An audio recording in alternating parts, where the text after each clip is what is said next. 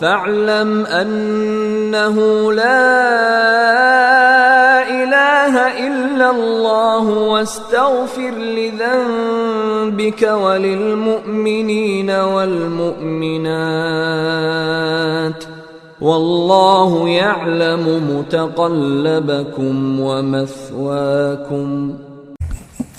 Bismillahirrahmanirrahim. Alhamdulillahirabbil alamin. Wassalatu wassalamu ala asyrafil anbiya'i wal mursalin wa ala alihi wa sahbihi wa man tabi'ahum bi ihsanin ila yaumiddin. Allahumma 'allimna ma jahilna wanfa'na bima 'allamtana warzuqna al-ikhlas wa taufiq wa sadad fi aqwalina wa fi a'malina. Kita lanjutkan insyaallah al-irsyad ila sahih al-i'tiqad halaman ke-14. Seruan dari Syekh Shalih Al-Fauzan hafizahullah.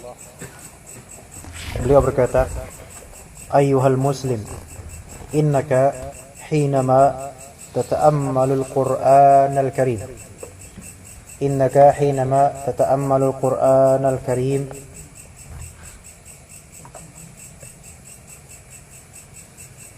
tajid fihi kathiran min al-ayati was-suwari tahtammu bi amril aqidah. Bal inna as-suwaral makkiyata takunu mukhtassatan bi bayanil aqidatil islamiyyati wa raddi syubuhatil muwajjahati ilaiha.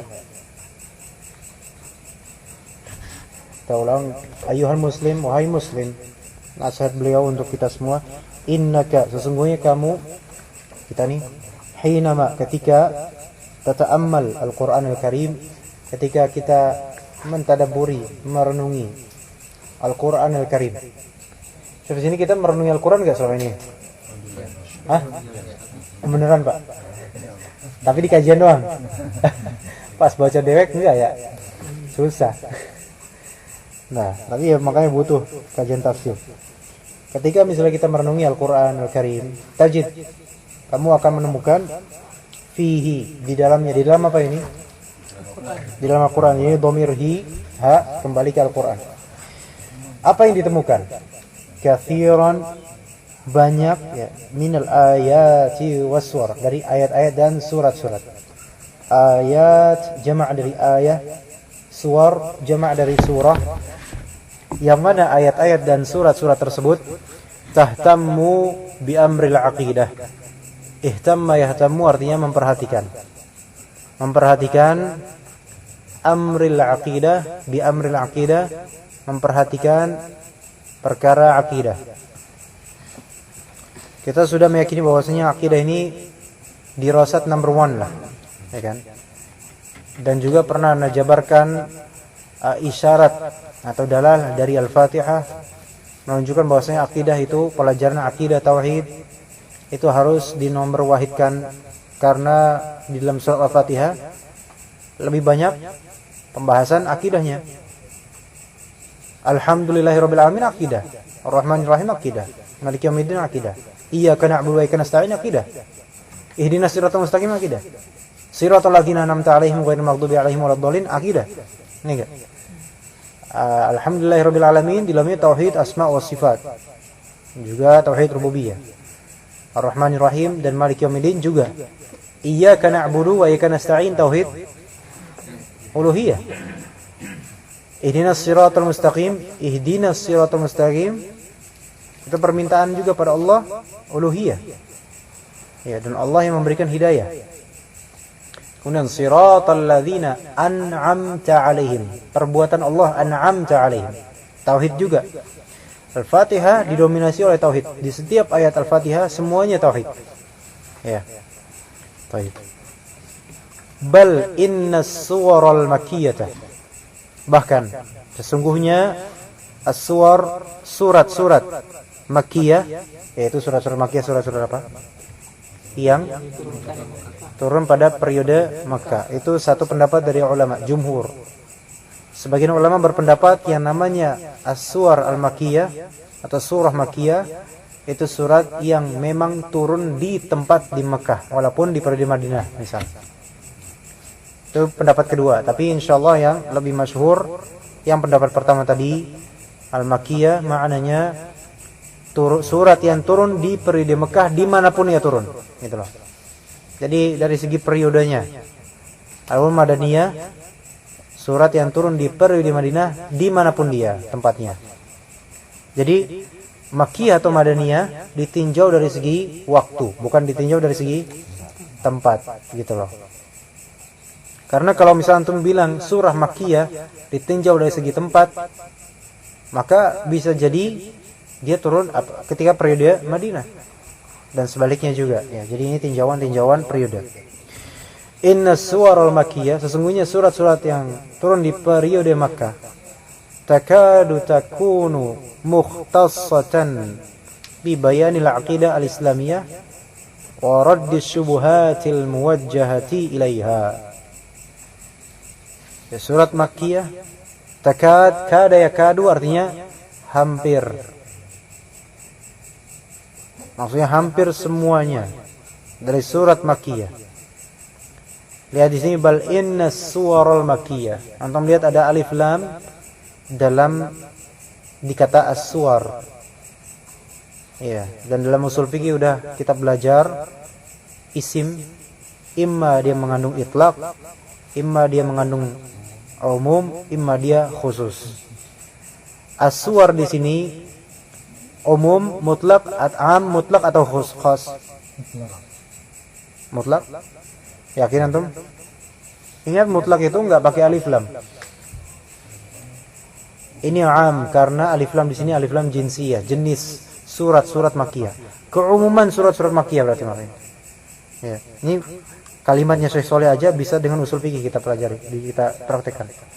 Jadi maksudnya surat di sini jenis surat, ya, semua berarti jenis semua surat yang turun di periode Mekah hampir saja khusus, ya, hampir saja khusus bibayanil aqidah al-islamiyah, khusus menjelaskan akidah Islamiyah, dan juga khusus untuk raddi syubhatil muwajjahati ilaiha. Rad artinya membantah, syubhat hal-hal yang samar, al-muwajjahah yang ditujukan, yang berhadapan, ilaiha padanya. Ilaiha, ha di sini kembali ke mana? Al-Quran? Enggak, Al-Quran mudzakkar. Al-aqidah al-islamiyah. Jadi al-syubhat al-muwajjahah ila al-aqidah al-islamiyah. Nah, itu kalau kita perhatikan. Coba qul huwallahu ahad. Itu bayanul aqidah islamiyah, ya kan? Allahus samad. Bayanul aqidah islamiyah. Lam yalid wa lam yulad wa lam yakul lahu kufuwan ahad. Raddu syubhat. Enggak? Iya. Bisa dipahami sini? Dan surat-surat Makkiyah ada yang simple kayak qul huwallahu ahad. Ada juga tadi abasa. Ya kan? Abasa wa tawalla, jangan. Tapi kan tidak semua surat Makkiyah hanya berbicara tentang akidah. Ya, tidak semuanya. Tetapi hampir saja dikhususkan untuk akidah. Itu loh. Karena saking apa? Saking dominannya. Kalau kita perhatikan, surat-surat Makkiyah didominasi pembelajaran akidah dan tauhid. Enggak terlepas dari itu, enggak ada. Apa coba apa? Rata-rata kan surat-surat yang enggak panjang kok Makkiyah itu. Ya. Thayyib. Nah, apa isyaratnya dari kenyataan ini? Periode Mekah awal-awal Islam. Berarti asasnya tauhid dulu. Ya. Dan kalau kita perhatikan, antum udah alhamdulillah mempelajari An-Naba, udah alhamdulillah. Masih ingat enggak Naba pelajarannya? Wallahu alam, ya. An-Nazi'at masih ingat enggak? Ana sebenarnya pertanyaan ini salah. Abasa. Alhamdulillah, Abasa masih karena tadi. Alhamdulillah. Masih hangat. Nah, kalau kita perhatikan banyak hal terulang. Apa? Itu belum lagi nanti at-takwir, al-infitar, al-mutaffifin. dan seterusnya sampai An-Nas. Pelajaran demi pelajaran yang satu sama lain itu korelatif dan bahkan hampir mirip seragamnya, itu menunjukkan bahwasanya pelajaran tauhid itu harus diulang-ulang. Bukan sekali udah belajar tauhid udah selesai jadi dai habis itu. Maksudnya udah nggak pernah belajar lagi, saya udah hafal kok. Maksudnya hafal di sini baru selesai ngatamin satu kitab, itu pun nggak hafal, dari dalil nggak hafal. Langsung kemudian mengatasnamakan diri, mendakwahkan tauhid. Ya, ditanya apa dalilnya ini? Nggak tahu, tapi ada di kitab. Nggak bisa kayak gitu. Ya semua kita dai menuju tauhid insyaallah. Tapi jangan sampai kebablasan gitu loh. Ya melabelkan diri nanti dai mutakhasis di bidang dakwah tauhid.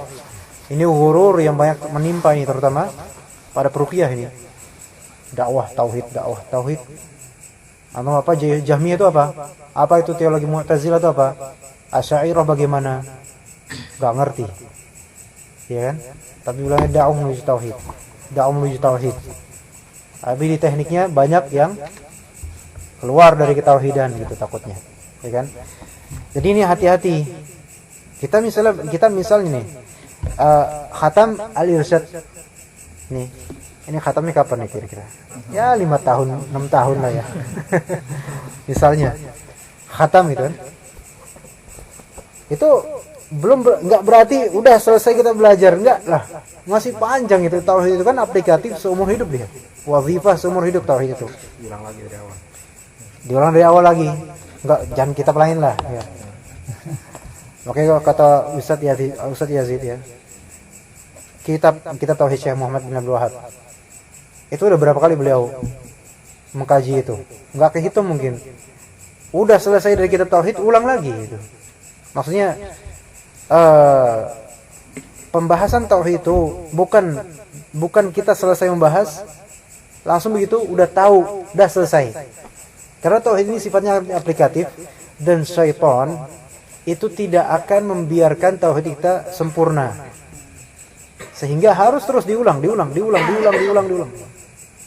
Dan orang yang pemikiran enggak kayak gitu, maksudnya enggak merasa bahwasanya pelajaran tauhid harus diulang-ulang terus, itu dia pasti bakal tertipu dengan dirinya. Dan sekarang gini, alhamdulillah Allah berikan rezeki mengenal sunnah Nabi walaupun belum seberapa, ya kan? Tapi minimal udah punya spirit untuk mengenal sunnah Nabi. Itu kan modal besar tuh dibandingkan banyak orang dia belajar terus tapi spirit untuk mengenal sunnah dan ittiba pada sunnah itu nggak ada. Akhirnya sesat. Alhamdulillah Allah rezekikan kita ittiba. Penampilannya masya Allah, bajunya gamis, jenggotan, cingkrangan dan seterusnya.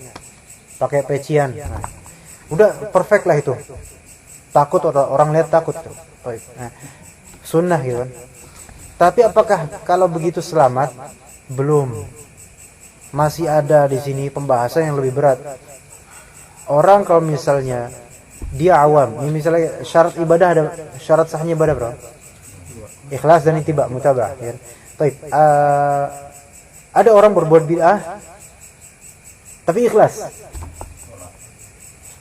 Amalan ditolak, tapi dia punya keikhlasan ini, masih punya modal keikhlasan. Masih mungkin Allah Ta'ala mengganjari pahala keikhlasan, meskipun mungkin karena amalannya berdosa ya gimana kan. Tapi dia masih punya, ada keikhlasan. Nah, ya. Keikhlasan di sini tentu beda, bukan keikhlasan nyari nasi berkat dan semacamnya, beda itu. Keikhlasan benar-benar karena memang cinta Nabi, karena cinta Allah, ya kan. Tapi amalan bid'ah. Baik. Sekarang gimana nih? Alhamdulillah kalau Allah menghindarkan kita dari kebid'ahan. Ketat dalam masalah sunnah, alhamdulillah. Tetapi enggak memastikan selamat, belum. Karena syaitan ketika melihat kita semangat dalam mengikuti sunnah, syaitan akan berusaha membelokkan yang lebih asasi lagi, yaitu ikhlasnya kita. Ya. Misalnya ana belajar kitab Al-Irsyad supaya apa? Supaya orang-orang nanti ketika bertanya, antum udah belajar kitab apa aja? Ana udah khatamin kitab ini. Ini kan zahirnya ya biasa, tapi ini panah setan loh.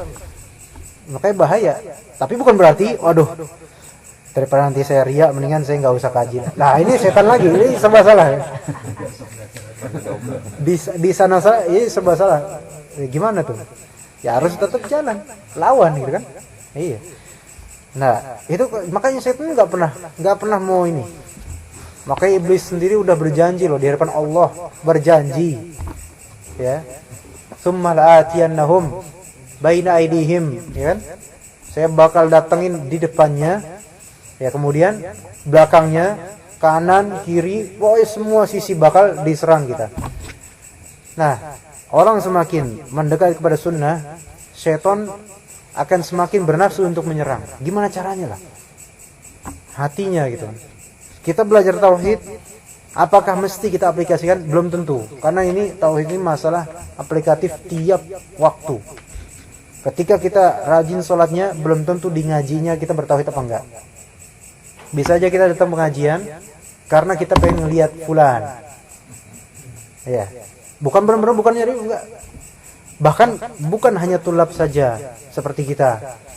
Bahkan bisa jadi ustadz pun belum tentu selamat. Maksudnya tetap syaitan berusaha untuk mengelincirkan. Zaman fitnah sekarang, fulus dan semacamnya kan, kebutuhan hidup dan semacamnya, akhirnya mengajar tauhid, mengajarkan kitab tauhid misalnya, tetapi kemudian dalam niatnya ada sedikit melenceng dari tauhid, itu mungkin.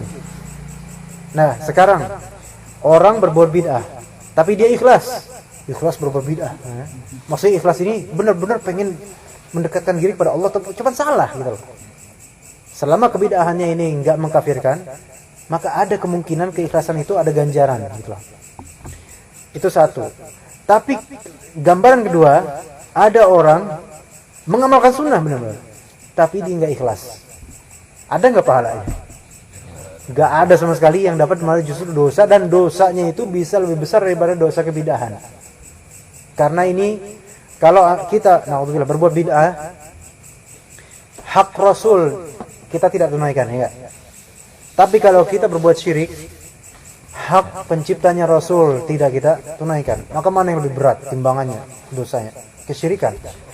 Makanya enggak jangan merasa anak udah cingkrangan, udah jenggotan, ngumpulnya sama antum, masya Allah, ngumpulnya kita kuat, insya Allah kita maju dengan dakwah tauhid. Itu enggak belum tentu bisa menyelamatkan diri. Harus benar-benar nih, gitu kan? Lebih-lebih kalau misalnya kita sampai ujub dengan penampilan, ujub dengan komunitas, ujub dengan kuantitas. Nah itu kan nanti syaitan akan berusaha, oh di sini celahnya nih, lemahnya nih orang nih, kan? Jadi nggak bisa gitu introspeksi terus. Semakin kita dekat dengan sunnah, itu semakin harus sering introspeksi.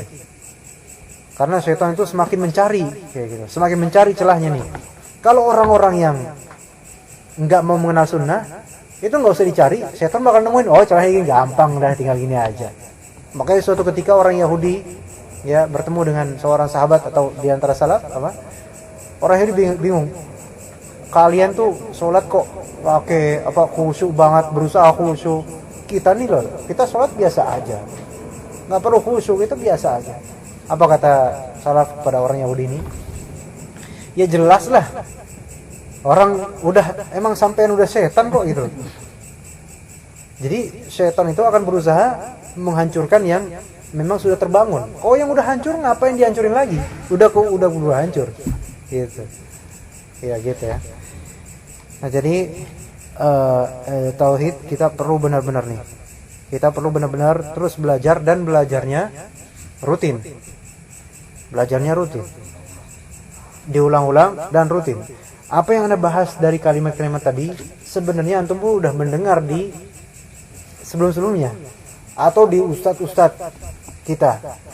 Ini sesuatu yang antum tahu, lebih tahu dari Anda mungkin. Ya. Maksudnya udah terulang-ulang. Tetapi karena ini sesuatu yang juga aplikatif, terulang-ulang, maka kita harus selalu mengulangnya. Ya. Makanya antum dengar misalnya kajian-kajian ustadz kita misalnya, Ustadz Yazid, Ustadz Hakim, dan ustadz-ustadz yang besar, kalamnya tuh gitu-gitu tok sebenarnya. Harus gini, bertauhid, berpegang dengan macam gitu-gitu tuh. Tapi kok ngeresap ya? Ya kan? Ngeresap. Itu yang disebut yang tadi di kajian secara usul sasa namanya basiroh. Namanya basiroh. Iya. Itu yang namanya basiroh. Basiroh itu hanya didapat oleh akabir atau orang-orang yang memang sudah punya tajribah, pengalaman dalam amal, ilmu, dakwah. Enggak kayak kita. Kalau kita ngomong, ya mungkin antum dengar sekarang, ya besok ya nggak tahu kemana gitu, karena memang berkahnya beda gitu. Tapi kalau usaha-usaha kita, masya Allah, itu yang namanya basirah, tingkatan di atas ilmu. Kita mungkin antum bisa hafal ilmu, punya hafal terjemahan, tapi belum tentu punya basirah. Basirah itu baru didapat setelah mengaplikasikannya secara rutin, mempelajarinya sampai kental, insya Allah. Atau yang zaman sekarang disebut kokoh gitu. Nah itu seperti itu. Ya, tapi alhamdulillah kita belajar segini, hanya satu paragraf aja ya. Nggak apa-apa Pak, nggak rugi insya Allah ya. Insya Allah nggak rugi. Satu paragraf dulu. Kalau diterusin satu paragraf selanjutnya yang panjang ini, nggak cukup satu malam. Iya. Insya Allah nanti pada pekan depan hari Selasa, insya Allah Taala. Ya. Dan juga ana minta doanya. Antum semua ingin majlis ilmu kan dalam hadis ini malaikat rahmat insyaallah menaungi kita ya. Kita minta sama Allah beri hidayah kepada diri kita, istiqomah, keikhlasan, kemudian kepada keluarga-keluarga kita yang mungkin belum mengenal sunnah ya. Kemudian semoga Allah memberi hidayah kepada beberapa orang sini yang memang tidak suka sama kita. Semoga Allah beri mereka hidayah, Allahumma amin. Ya, kita cukup sampai situ ya. Subhanakallahumma bihamdika asyhadu an la ilaha illa anta astaghfiruka wa atubu ilaik. Alhamdulillahirabbil alamin.